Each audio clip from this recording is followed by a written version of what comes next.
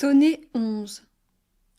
Je ne vous vis plus laisser votre voile, madame, pour le soleil ou pour l'ombre, dès que vous avez su mon grand désir qui me déleste de toute autre envie. Quand je gardais pour moi ma tristesse, tout entièrement tournée vers la mort, vous aviez les traits empreints de pitié. Mais quand vous avez perçu mon amour, vous avez voilé vos beaux cheveux blonds, vous interdisant tout regard d'amour, et mon plus cher bien m'a été ôté. Ainsi, votre voile soumet ma vie, et pour ma mort a, qu'on gèle ou qu'on brûle, occulté l'éclat de votre regard.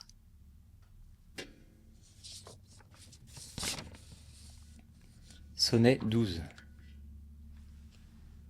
Si ma vie peut se protéger assez des âpres tourments et de ces malheurs pour que, madame, je puisse voir avec les ans votre beau regard éteint, et vos cheveux d'or devenus d'argent, et l'éclat de vos appas affadis, votre teint ternir, dont pendant longtemps je n'osais pas pleurer les durs effets, l'amour me rendra enfin le courage de vous révéler les ans et les jours, les heures passées à souffrir par vous.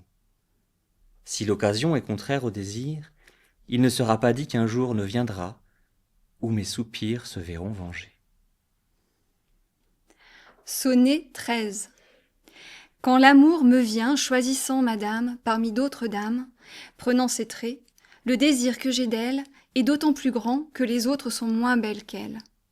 Je bénis le lieu, la saison et l'heure, où mes yeux se sont élevés si haut, et je dis, mon âme, avec gratitude, remercie le ciel de t'avoir élu. De ta dame vient chaque idée d'amour, qui t'entraîne à la plus haute des cimes, méprisant les biens convoités par d'autres. Tu lui dois la grâce inspirant les pas, qui te mènent tout droit au firmament, déjà sûr d'y être récompensé.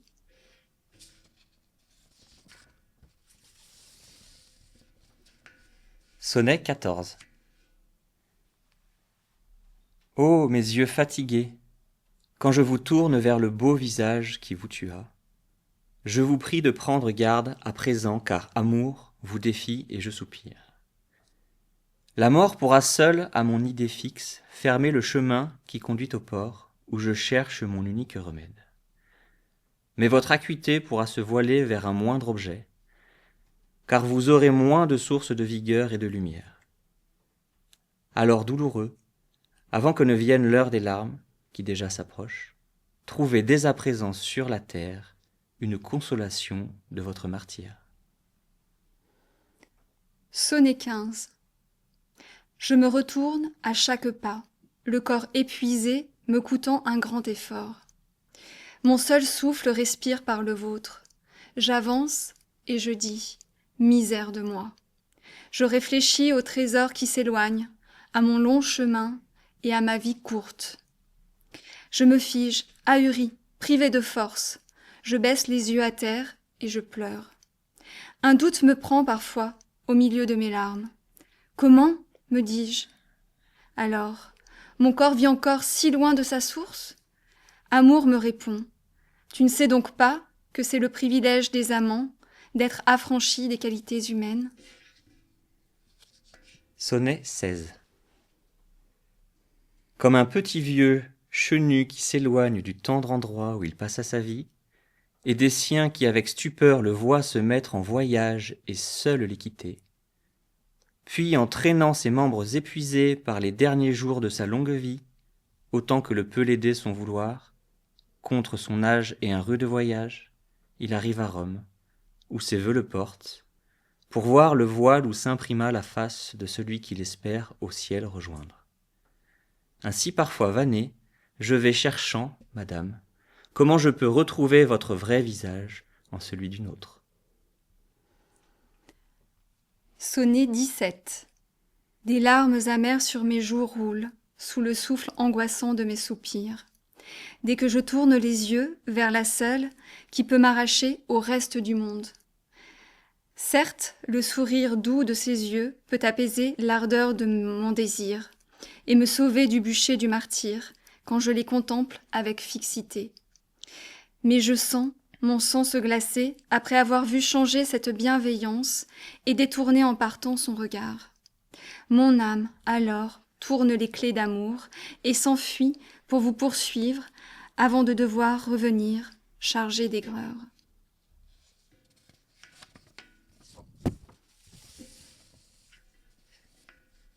Sonnet 18. Lorsque je regarde du côté où le visage de Madame rayonne, et que l'éclat m'en demeure en mémoire, détruisant et brûlant tout mon cerveau, je crains d'avoir le cœur scindé en deux, et je vois déjà la fin de mes jours. Je tourne alors en rond, à l'aveuglette, sans savoir d'où je viens ni où je vais.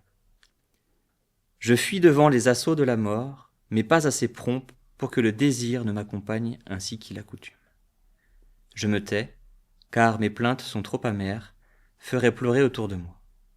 Or moi, je veux être seul à verser des larmes. Sonnet 19. Certains animaux ont une vision assez forte pour viser le soleil. D'autres sont facilement éblouis et ils ne sortent qu'à la nuit tombée. D'autres, enfin, sont assez fous pour croire jouir dans le feu parce qu'ils scintillent, affrontant l'autre effet d'être brûlés. J'appartiens, hélas, à ce dernier lot. Car je ne résiste pas à l'éclat de madame, et ne sais pas m'abriter dans des lieux obscurs, aux heures tardives. Mon destin est donc d'exposer mes yeux, faibles et larmoyants, à sa splendeur, en sachant que je risque le bûcher. Sonnet 20. J'ai honte, madame, de n'avoir pas fait honneur en vers à votre beauté. Je rappelle le temps où je vous vis telle qu'aucune ne vous égalait. Mais c'est un fait trop pesant pour mes bras, c'est un ouvrage impossible à ma lime, mon talent qui connaît bien ses limites se voit figé avant de l'entreprendre. J'ai souvent, pour le dire, ouvert les lèvres, mais ma voix est restée à mi-chemin. Quel son pourrait atteindre ces hauteurs? J'ai souvent hasardé 2 ou 3 vers, mais ma plume, ma main, mes réflexions étaient dès leur élan rendues muettes. Sonnet 21. Par 1000 fois, ô ma douce guerrière, pour faire la paix avec vos beaux yeux, je vous ai offert mon cœur. Mais vous êtes trop haut placée pour regarder si bas.